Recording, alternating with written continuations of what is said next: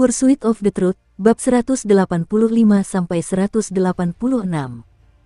Untuk melihat video selengkapnya, sahabat bisa kunjungi playlist yang telah Sabta Novel sediakan.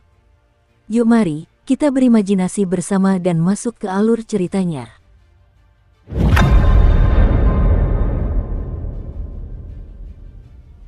Setelah apa yang terjadi di siang hari dan bagaimana dia merangkak kembali dari kematian, setiap tindakan Su Ming kini menyentuh hati banyak orang yang menontonnya. Mereka memperhatikan Su Ming berjalan di bagian ketujuh rantai. Mereka memandang orang yang bermandikan cahaya bulan, dan entah mengapa, orang di udara itu sepertinya memancarkan aura kesepian. Perasaan ini sangat samar, dan karena persepsi setiap orang berbeda, apa yang mereka lihat dan rasakan juga sedikit berbeda. Tetua, silakan keluar. Su Ming perlahan melangkah maju. Ia sangat ingin melihat tetua itu, meskipun hanya sekilas.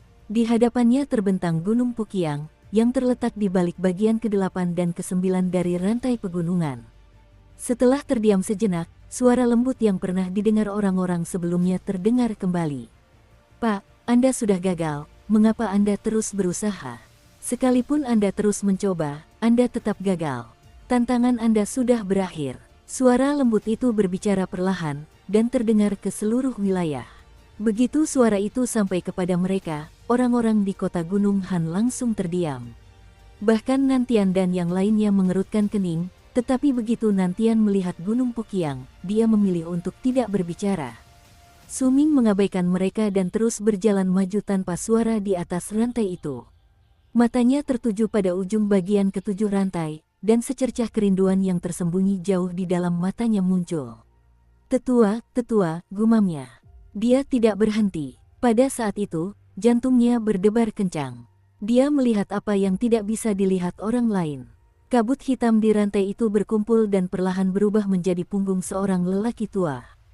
Punggung itu tampak familiar bagi Su Ming, dan matanya berbinar penuh antusiasme. Dia tahu itu palsu, tetapi jika dia bisa bertemu dengan orang yang lebih tua itu sekali saja, dia akan merasa puas. Tantanganmu telah berakhir. Kau telah gagal. Beruntung kau tidak mati. Aku sarankan kau pergi sesegera mungkin. Jika kau bersikeras untuk melanjutkan, maka kau akan dianggap menantang kekuatan suku Pukiang. Suara lembut itu kembali bergema.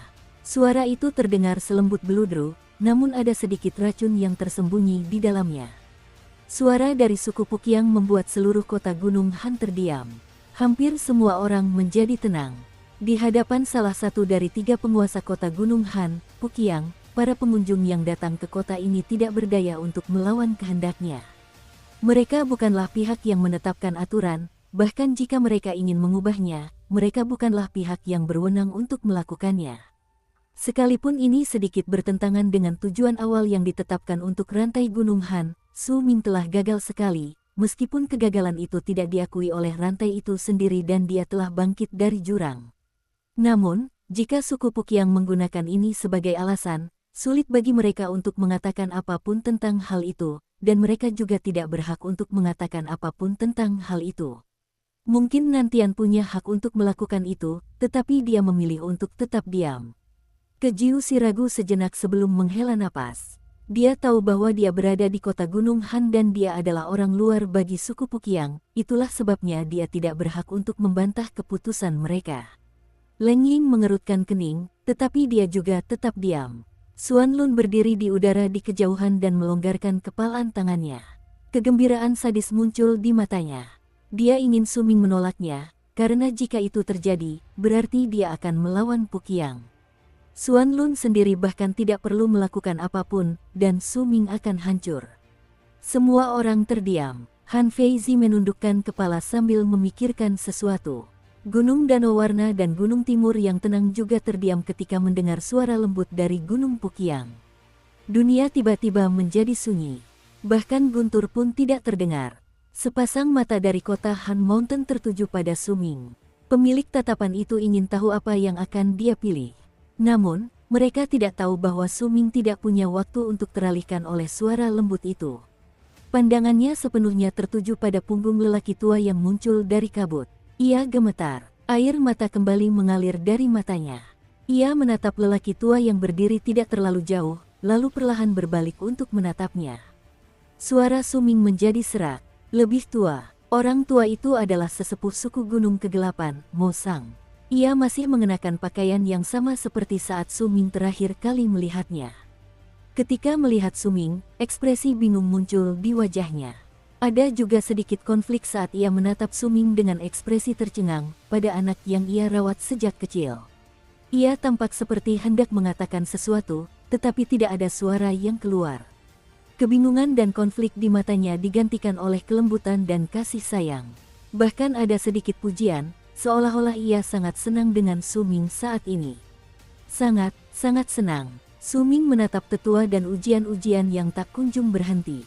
Tak peduli seberapa besar ia tumbuh, seberapa banyak ia belajar untuk acuh tak acuh, dan seberapa banyak ia merangkul kesendirian, tak peduli berapa banyak orang yang ia bunuh dan berapa banyak hal yang ia lalui, saat ia melihat tetua, semua itu lenyap. Ia masih anak kecil riang yang tinggal di Gunung Kegelapan. Ia memiliki persahabatan Xiao Hong dan kasih sayang tetua. Ia akan menunggu hujan turun untuk mengumpulkan air liur naga kegelapan, akan menunggu api unggun menyala di suku, dan ia akan menari-nari di sekitar tetua sambil tertawa bahagia. Saat itu langit sangat biru, awan sangat putih, tetapi dia tidak lagi dapat mengingatnya dengan jelas. Tetua, aku rindu rumah. Suming bergerak maju. Dia ingin mendekat untuk melihat kakaknya. Sekalipun ini ilusi, dia tidak keberatan. Sang tetua memandang Suming, dan kelembutan di matanya membuat hati Suming bergetar, dan ia tak kuasa menahan diri untuk tidak melihat semua kenangan bahagia masa mudanya muncul di benaknya. Ketika dia mendekat dan berdiri di hadapan sosok tetua yang terbentuk dari kabut, dia menangis lebih keras lagi. Dia menatap lelaki tua berambut putih itu dan pakaian yang sama yang dikenakan tetuanya dalam ingatannya. Suming menatapnya dan memaksakan senyum di wajahnya. Tetua, lasumu sudah dewasa. Lihat, aku sudah jauh lebih tinggi. Tetua itu tersenyum sambil menatap Suming. Kemudian dia menghela napas pelan, dan kelembutan di matanya sekali lagi digantikan oleh konflik. Di dalam konflik itu terdapat secercah belas kasihan. Secercah kedalaman yang tidak dapat dipahami Suming. Akhirnya, Suming melihat secercah tekad dan keteguhan hati di wajah tetua itu. Dia melihat kilatan aneh tiba-tiba muncul di mata tetua itu. Kilatan itu masuk ke dalam pikiran Suming, menimbulkan dentuman di kepalanya, seolah-olah pikirannya bergetar. Pada saat yang bersamaan, dia dengan jelas mendengar suara yang selama ini hanya ada dalam ingatannya. Suming, kamu. Suming bergidik, tetapi begitu suara itu mulai berbicara, tubuh tetua itu tiba-tiba bergetar dan menghilang sebelum kata-kata itu terdengar jelas. Kabut itu seolah terhempas oleh kekuatan besar yang datang dari belakangnya, menyebabkan segala sesuatu di depan mata Suming lenyap sepenuhnya. Kabut menghilang, tetua itu lenyap, dan bahkan suaranya berubah menjadi gema samar yang terngiang di benaknya, menyebabkan Suming tidak dapat mendengarnya dengan jelas. Tetapi semua ini bukan karena dia salah langkah, juga bukan karena ada yang salah dengan rantai Gunung Han. Semua ini disebabkan oleh kekuatan dahsyat yang menyerbu ke arahnya saat itu. Sumber kekuatan dahsyat itu adalah cincin tulang hitam. Cincin tulang itu berdesis saat terbang keluar dari Gunung Pukiang dan menyerbu ke arah Suming. Itulah yang mengguncang rantai, menyebabkan ilusi dari rantai yang terpantul di mata Suming menghilang. Mata Suming langsung memerah. Awalnya dia belajar untuk tetap tenang dan tidak gegabah, tetapi ada hal-hal tertentu yang tidak bisa dia toleransi, yang sama sekali tidak bisa dia terima begitu saja. Orang yang lebih tua ada di antara hal-hal ini. Dentuman tulang yang datang menghilangkan kabut yang berubah menjadi sesepuh, menyebarkan kenangan indah dan bahagia masa mudanya yang muncul di hatinya. Adegan ini seperti saat ia melihat tatapan yang muncul ketika Gunung Kegelapan akhirnya hancur oleh tangan raksasa saat ia berjalan melalui jalan berlumuran darah menuju tempat terpencil leluhur Gunung Han. Cincin tulang dan pemiliknya melanggar batasan yang Suming tolak untuk dinodai siapapun, menyebabkan dia jatuh ke dalam kegilaan. Ia mengeluarkan raungan yang sudah lama tidak keluar dari mulutnya. Raungan itu menyebar dengan cepat ke seluruh negeri dan bercampur dengan guntur yang menggema di langit pada saat itu. Seolah-olah amarahnya adalah amarah langit. Saat meraung, Suming mengangkat kepalanya dengan cepat dan bayangan bulan darah muncul di matanya. Dia menatap cincin tulang yang mendekatinya dan melangkah maju dengan cepat. Kinya melonjak keluar dari tubuhnya, dan saat meledak dengan kekuatan yang menakjubkan, sejumlah besar cahaya bulan dengan cepat turun ke atasnya. Seni penandaan juga muncul, menyebabkan cahaya hijau berkedip di tengah alisnya, dan pedang hijau kecil berubah menjadi sinar hijau yang mengumpulkan semua kekuatan kinya, bayangan bulan darah, dan seni penandaan. Kemudian cahaya hijau itu berkedip. Cahaya menerangi langit. Tidak ada kilat, tetapi pada saat itu, dunia diterangi oleh cahaya hijau dalam sekejap. Guntur bergemuruh, dan cahaya hijau itu menyerbu cincin tulang yang datang. Begitu menyentuh cincin itu, cahaya itu menembus cincin dengan satu tebasan. Terdengar suara benturan keras, dan dunia bergetar. Getaran mengguncang tanah. Suming terbatuk-batuk mengeluarkan seteguk darah dan terhuyung mundur, tetapi setiap kali kakinya mendarat, ia selalu menginjak rantai itu. Cahaya hijau itu menghilang dan jatuh kembali ke tubuh Suming. Cahaya hijau itu hanya muncul sesaat dari kemunculannya hingga menghilang. Tidak ada yang berhasil melihat apa sebenarnya itu. Di hadapan Suming, cincin tulang hitam itu tetap tak bergerak. Sebuah retakan tipis muncul di permukaannya, dan tiba-tiba hancur berkeping-keping, terbelah menjadi dua sebelum jatuh ke jurang. Pada saat itu, pria yang tampak seperti gunung daging itu gemetar hebat dan batuk mengeluarkan seteguk besar darah di Gunung Pukiang. Wajahnya seketika pucat pasi, dan daging di tubuhnya secara misterius menyusut dalam jumlah besar. Beraninya kau, kami sudah memperingatkanmu bahwa jika kau teruskan, kau akan dianggap memprovokasi suku Pukiang. Ini kesempatan terakhirmu, berbaliklah sekarang. Kau telah gagal. Teriak pria yang bertubuh besar seperti gunung daging itu dengan suara lemah dan penuh kebencian. Saya menolak. Suming menyeka darah yang menempel di sudut mulutnya dan menatap Gunung Pukiang dengan dingin. Pada saat itu, ia kembali tenang. Kau menolak. Hak apa yang kau miliki untuk menolak? Kau hanyalah orang luar di Gunung Han. Ketiga suku yang membuat semua keputusan di Gunung Han. Dalam 3 tarikan napas, jika kau tidak pergi, maka jangan pernah berpikir untuk pergi lagi. Yang berbicara kali ini bukanlah pria yang berwajah seperti gunung daging, melainkan seorang lelaki tua lain yang berdiri di samping tetua suku Pukiang.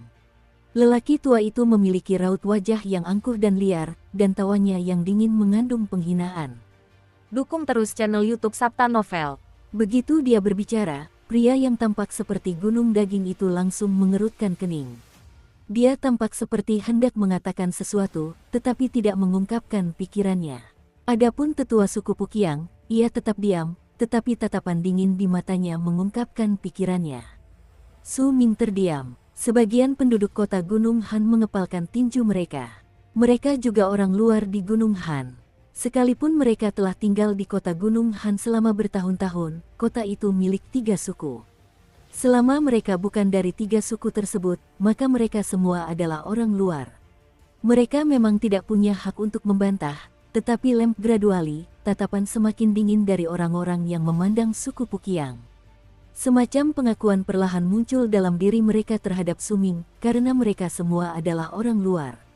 Nantian, Kejiusi, dan Leng Ying memandang Gunung Pukiang dengan dingin ketika mendengar kata-kata itu, tetapi mereka tetap memilih untuk diam. Lalu, apakah saya punya hak? Saat semua orang terdiam di kota Gunung Han, sebuah suara tua dan sayup-sayup tiba-tiba terdengar dari Gunung Danau Warna. Suara itu agak lemah, tetapi begitu suara itu muncul, seketika memecah keheningan yang disebabkan oleh orang-orang. Seluruh mata mereka tertuju pada Gunung Danau Warna. Sebagian besar orang tidak mengenal suara yang tiba-tiba terdengar. Mereka hanya tahu bahwa suara itu berasal dari suku Danau Warna, tetapi mereka tidak mengetahui identitas orang yang berbicara. Namun, masih ada orang yang mengenali pemilik suara itu. Ekspresi terkejut langsung muncul di wajah mereka, dan mereka menoleh ke arah Gunung Danau Warna. Tubuh Nantian bergetar. Tentu saja, dia mengenali pemilik suara itu, dan dia segera menoleh. Leng Yin juga menarik napas tajam dan memandang ke arah Gunung Danau Warna. Kejiusi jelas merupakan orang luar yang paling merasa kewalahan saat itu. Dia tahu identitas orang yang berbicara, dan karena dia pernah menjadi tamu di Danau Warna, dia juga mengetahui rahasia yang praktis tidak diketahui oleh orang luar manapun, aspek menakutkan dari tetua Danau Warna yang sering diabaikan karena rumor yang tersebar di antara orang luar bahwa kepala Danau Warna adalah pemimpin suku. Danau Warna, Elder. Ekspresi Yan Luan langsung berubah di Gunung Danau Warna. Dia menatap wanita tua di sisinya. Dia tidak menyangka tetua akan mengucapkan kata-kata seperti itu saat ini. Tindakan ini pasti akan menyinggung Pukiang. Bahkan dengan upaya sebelumnya untuk memperbaiki hubungan mereka, hubungan itu akan benar-benar hancur karena hal ini. Terkadang, membunuh seseorang untuk keuntungan pribadi mungkin hal sepele bagi dua suku kecil, tetapi saat ini, jika dia mengatakan ini di depan semua orang di kota Gunung Han, maka kalimat ini akan menimbulkan kerusakan yang hampir tidak dapat diperbaiki. Ia tiba-tiba mengerti mengapa tetua itu berulang kali menggerakkan tangan kanannya barusan. Jawaban atas keraguan tetua itu, yang tidak ia mengerti, pun terungkap. Mungkinkah tetua itu telah meramalkan bahwa hal seperti ini akan terjadi, sehingga dia ragu-ragu. Yan Luan menarik napas dalam-dalam dan menundukkan kepalanya. Kata-kata tetua Danau Warna bergema di daerah itu, menyebabkan tanda-tanda kerusuhan di kota Gunung Han mulai muncul di antara kerumunan. Namun, mereka tetap diam. Di Gunung Pukiang, ekspresi pria yang tampak seperti gunung daging itu langsung berubah.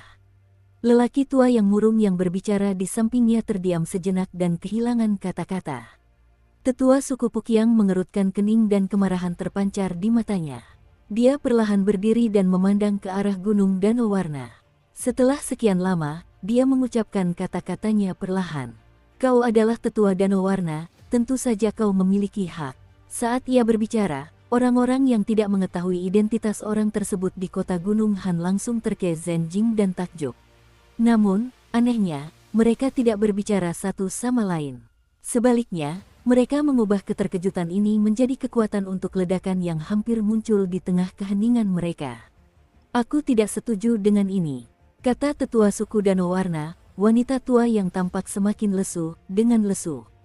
Yan Luan menggertakkan giginya dan berteriak, aku, Yan Luan, pemimpin suku Danau Warna, juga tidak setuju dengan ini. Suara pemimpin suku dan tetua adalah kehendak paling penting dalam sebuah suku. Kata-kata Yan Luan dan tetua melambangkan sikap yang diambil suku Danau Warna.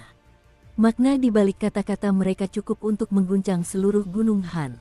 Bagus sekali, bagus sekali. Seluruh suku Pukiang terkejut. Tak terhitung banyaknya anggota suku Pukiang yang dipenuhi amarah, dan ekspresi mereka berubah. Di puncak, tetua suku Pukiang tertawa marah, dan tawanya sangat mengerikan. Pria tua yang sebelumnya berbicara di sampingnya gemetar. Ia merasa bahwa semua ini berkaitan dengan apa yang baru saja ia katakan. Perasaan itu semakin kuat ketika pria yang tampak seperti gunung daging itu menatapnya dengan dingin. Pria yang berwujud seperti gunung daging itu menarik napas dalam-dalam dan berdiri di samping tetua suku Pukiang. Dia menatap Gunung Danau Warna dengan penuh kebencian dan hendak berbicara. Namun pada saat itu, tawa yang tua dan menggelegar terdengar dari gunung timur yang tenang. Saya juga tidak setuju dengan ini. Aku, Fang Sen, pemimpin suku Tranquil Istri B, juga tidak setuju dengan ini. Tepat setelah tetua dari timur yang tenang berbicara, suara berwibawa Fang Sen juga bergema di udara. Aku, Han Changzi, murid klan Langit Beku, anggota suku Timur Tenang, juga tidak setuju dengan ini. Suara Han Changzi selalu lembut, namun saat ini, ada nada teguh di dalam suara lembut itu. Di Gunung Pukiang, pria yang tampak seperti gunung daging itu terhuyung-huyung dan ekspresinya berubah. Pada saat itu, orang-orang dari suku Pukiang tidak lagi marah, tetapi sangat gelisah. Mereka merasa bahwa sesuatu yang besar akan terjadi. Tetua suku Pukiang menjadi pucat pasi. Kemarahan di matanya semakin membara.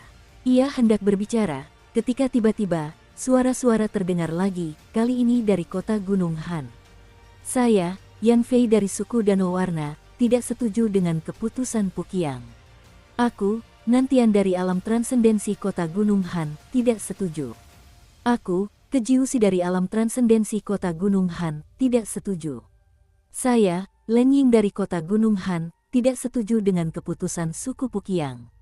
Tepat setelah Danau Warna dan Timur yang tenang, keempat suara yang datang dari kota Gunung Han akhirnya memberikan semburan energi terakhir yang diperlukan untuk memecah keheningan.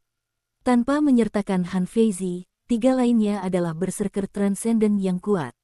Akan lebih berguna jika hanya satu dari mereka yang berbicara, tetapi kekuatan mengintimidasi yang tercipta ketika ketiganya berbicara secara berurutan, meskipun tidak sekuat suku kecil, tetap merupakan kekuatan yang tidak dapat diabaikan. Terutama ketika mereka juga orang luar. Itu sudah cukup. Aku, Lu Tao, orang luar dari Gunung Han, tidak setuju dengan ini. Aku juga orang luar di Gunung Han, meskipun aku tidak punya hak, aku tetap memberitahumu, Puqiang. Aku tidak setuju. Aku, Song Yun, orang luar, tidak setuju dengan ini. Raungan menggema dari kerumunan yang diam di kota Han Mountain. Saat suara-suara itu berteriak, semakin banyak orang yang keluar dari keheningan mereka dan berteriak. Mereka memecah keheningan mereka dan membuka mulut mereka, melolong ke arah Gunung Puqiang. Saya, Luo Hai, orang luar dari Gunung Han, tidak setuju. Saya, Yan Luo, orang luar dari Gunung Han, tidak setuju. Saya, Chen Feng, orang luar, tidak setuju. Saya, Qiao Da, juga tidak setuju. Aku juga. Aku, Qiao Song, juga tidak setuju. Suara-suara itu mengguncang langit dan bumi, dan perlahan-lahan, semua orang di kota Gunung Han meneriakkan pikiran mereka. Banyak orang di kota Gunung Han meneriakkan kata-kata yang sama, dan suara mereka menyatu membentuk jeritan yang mampu mengalahkan suara guntur. Meskipun mengatakan bahwa suara mereka mengguncang langit dan bumi agak berlebihan, hal itu tetap dapat menimbulkan kekhawatiran bagi suku Puqiang. Suara-suara itu menggema dan mengguncang wilayah tersebut, seolah-olah mampu menenggelamkan suku Puqiang dalam gelombang suara, menyebabkan semua orang di Gunung Puqiang pucat pasi karena ketakutan dan ketidakpercayaan. Pria yang berwujud seperti gunung daging itu terdiam lama di atas gunung. Dia tidak menyangka keadaan akan menjadi seperti ini. Ini bukan lagi sesuatu yang semata-mata terkait dengan penantang rantai. Ini adalah serangan mendadak yang dilancarkan terhadap mereka oleh seluruh penduduk kota Gunung Han, bersama dengan Danau Warna dan Timur Tenang. Ini adalah sesuatu yang sangat dahsyat sehingga dapat menggulingkan seluruh suku Puqiang. Ini adalah permusuhan yang terang-terangan. Jika mereka tidak menanganinya dengan hati-hati, maka mereka bahkan dapat mendatangkan malapetaka bagi diri mereka sendiri. Dia merasa takut. Rasa takut ini bahkan berubah menjadi teror. Ini adalah konspirasi. Ini pasti konspirasi yang direncanakan sejak lama. Pria yang berwujud seperti gunung daging itu menolehkan kepalanya dengan cepat untuk melihat tetua itu. Wajah tetua itu pucat pasi. Ini sudah lama melampaui harapannya, dan sama seperti pria yang tampak seperti gunung daging itu, dia pun sama sekali tidak menyangka hal-hal akan berakhir seperti ini. Pastor, tolong ambil keputusan dengan cepat. Pria yang berwujud seperti gunung daging itu dipenuhi kecemasan. Ia melihat bahwa orang-orang di sekitarnya sudah diliputi teror, dan anggota sukunya berteriak ketakutan. Teriakan ketidaksetujuan terdengar dari luar, semakin keras hingga mencapai volume guntur, membuat mereka merasa terkejut dan ketakutan. Meskipun hanya sebagian dari orang-orang yang berteriak adalah berserker transenden, meskipun sebagian besar dari mereka yang berteriak hanya berada di alam pemadatan darah, dan beberapa bahkan seperti semut di mata mereka. Lebih tua. Ketika pria yang berwujud seperti gunung daging itu melihat bahwa tetua masih tetap tak bergerak, ia menolehkan kepalanya untuk melihat lelaki tua yang telah berbicara gegabah karena panik. Lelaki tua itu gemetar. Ia merasa sesuatu yang buruk akan menimpanya, dan ketika ia melihat pemimpin suku menoleh ke arahnya, lelaki tua itu secara naluriah mundur. Perasaan akan kematian yang mengintai tiba-tiba muncul dalam dirinya, dan tepat pada saat pria yang tampak seperti gunung daging itu bergerak dan menyerbu ke arahnya, lelaki tua itu dengan cepat mundur, jeritan melengking keluar dari mulutnya. Aku adalah kepala para pemburu, bahkan jika kau adalah pemimpin suku, kau tidak bisa menangkapku hanya karena satu kalimat. Sekalipun lelaki tua itu berlari, pria yang tampak seperti gunung daging itu sudah mendekatinya. Tetua, saya telah berkontribusi pada suku ini. Saya salah satu pemimpin di suku ini. Orang tua itu ketakutan. Bahkan saat ia mundur, tak seorang pun datang untuk membantunya. Mereka semua diam dan menyaksikan pria yang tampak seperti gunung daging itu mendekatinya dan mencengkeramnya dengan tangan kanannya. Kau memaksaku. Ketika lelaki tua itu menyadari bahwa dirinya terpojok, kebencian dan keganasan langsung terpancar di wajahnya. Dia tidak ingin mati. Dia hampir saja melancarkan serangan putus asa ketika tetua yang selama ini diam saja tiba-tiba berbalik. Berhenti. Suaranya tidak lantang, tetapi penuh wibawa, menyebabkan pria yang tampak seperti gunung daging itu tersentak. Setelah turun ke tanah, ia menatap tetua itu dengan cemas. Pria tua itu juga menghela napas lega. Ia juga memandang tetua itu dengan cemas dan ragu-ragu. Kepala pemburu telah memberikan kontribusi kepada suku tersebut.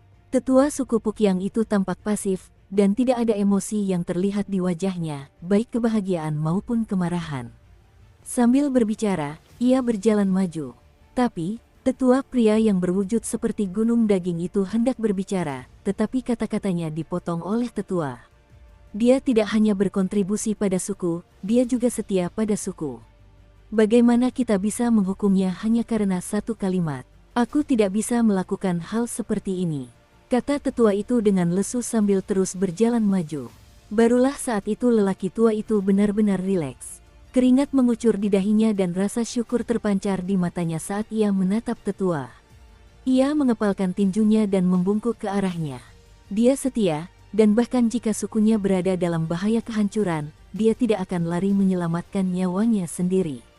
Dia akan hidup untuk sukunya, dan mati untuk sukunya. Bukankah begitu, hai kepala pemburu? Saat sang tetua berbicara, dia sudah berada 30 kaki jauhnya dari lelaki tua itu. Selama suku ini masih ada di sini, maka aku juga akan tetap di sini. Jika suku ini dalam bahaya, maka aku pun tidak akan hidup, kata lelaki tua itu dengan cepat. Tetua itu mendekat hingga jarak 10 kaki dari lelaki tua itu dan berbicara dengan lesu. Jika memang demikian, maka aku akan memenuhi keinginanmu. Terima kasih atas semua yang telah kau lakukan untuk suku ini.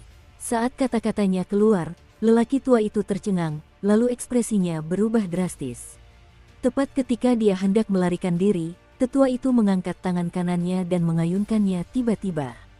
Kepala pemburu itu segera menjerit kesakitan dan gumpalan kabut hitam langsung menyelimuti tubuhnya. Dia gemetar, dan tubuhnya diselimuti kabut sebelum melesat keluar dari Gunung Pukyang. Dalam sekejap mata, dia dibawa ke atas kota Gunung Han yang bergemuruh.